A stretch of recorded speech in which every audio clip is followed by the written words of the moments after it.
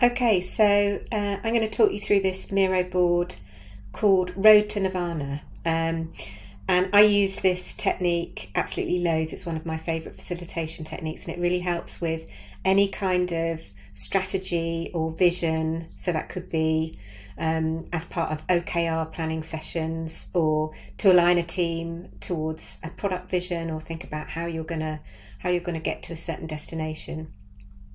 And it's really useful because it helps the team stay focused on the outcomes rather than deliverables. So often we jump much too quickly into the solution space, and this helps us think about the real difference we're trying to make in the world, and all the different options to doing that.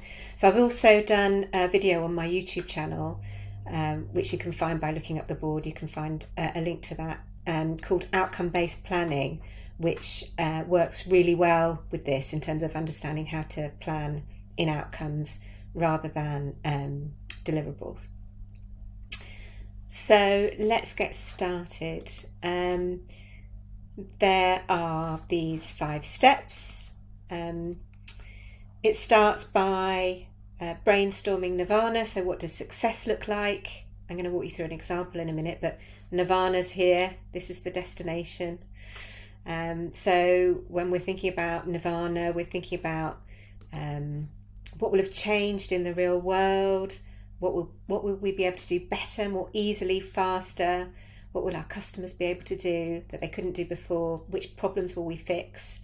So we're using this language to really help us visualize what success looks like. So the first part of this activity is about thinking expansively, brainstorming what the group believes that vision to be, which uncovers a whole load of things just by itself in terms of alignment. So as with lots of brainstorming techniques, you'd spend a little bit of time silently gathering ideas, and then put those ideas together into the Nirvana sunshine, and then you'd move into grouping and clustering them like you would with most brainstorming activities. And with this, we're trying to look for quality over quantity. So we don't want each person to write millions and millions of sticky notes. We really want just 3 or 4 nicely worded outcome-based sort of vision statements. So then after they've been clustered, you should find some themes. There's some voting. Let's have a look. There's some voting stars there. So as a group, you'd cluster them into themes, and then maybe have 3 or 4 voting stars each, and vote for the different themes that you think are most important. We know groups make good decisions, right? So you should come up then with some real clarity and convergence on what those themes are, those Nirvana outcomes that you're trying to head towards.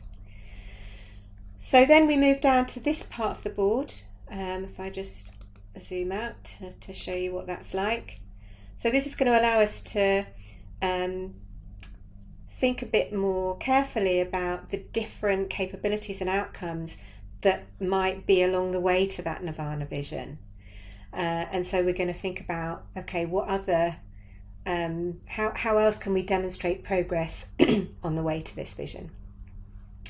And so we'd bring the Nirvana themes down over into this left-hand column, and the actual Nirvana outcomes contributing to those themes, having deduped them into this Nirvana column here, the yellow one.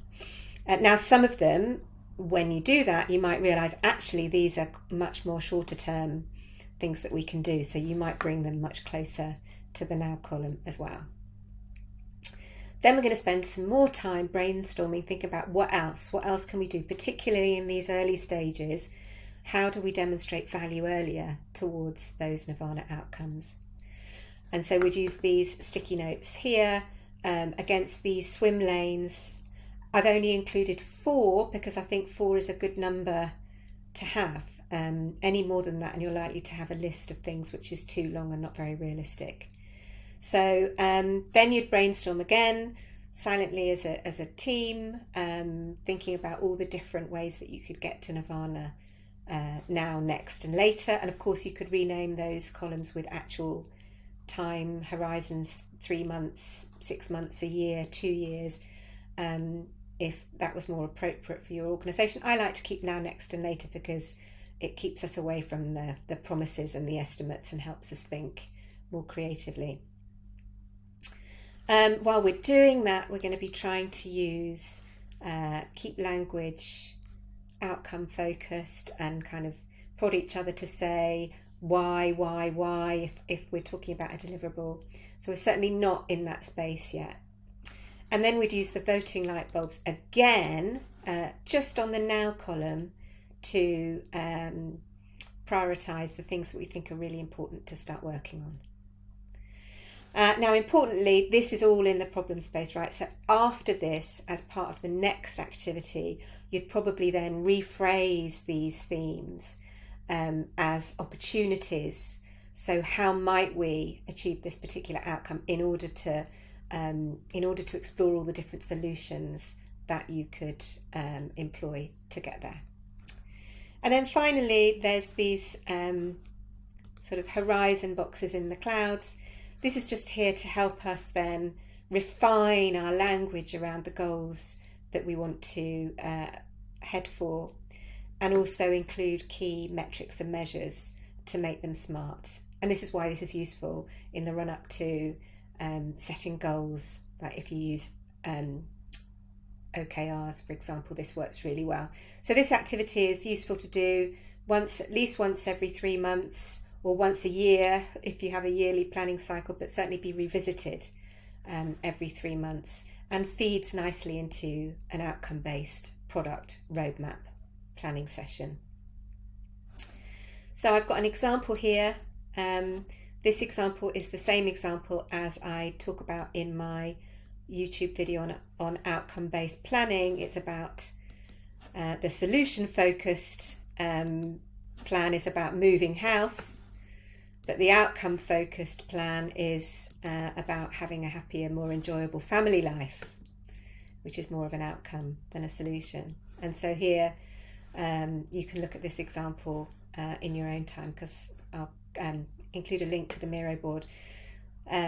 Here you can see all sorts of different things contributing to extremely happy and comfortable family life, including, barbecue parties all summer long, watching the kids play, working from home in my own space, able to chat with friends and prepare dinner at the same time.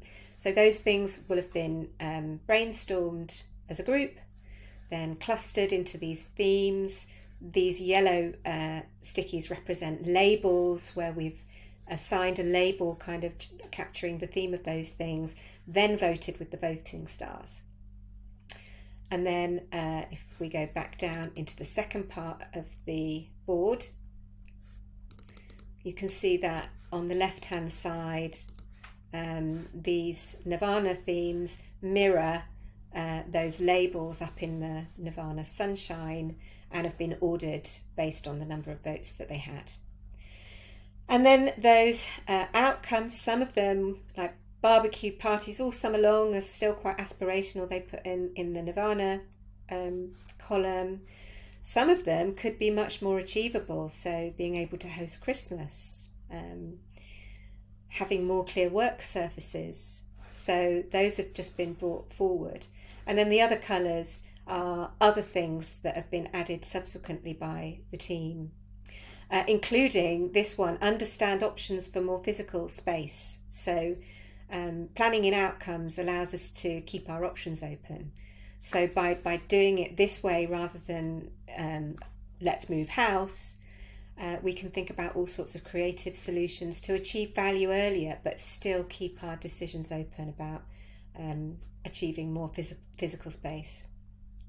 So then we've used the voting light bulbs to capture the most important things just in the now column. And of course we'd then be able to go into a subsequent session thinking about how might we be able to host a dinner party. Could we lease a space? Could we get an extendable dining table? Could we get an awning and do this outside? Less disturbance when working from home, or how about noise cancelling headphones? And maybe we could think about repurposing the study. And so you can see that that gives us options when we start getting into the solution space.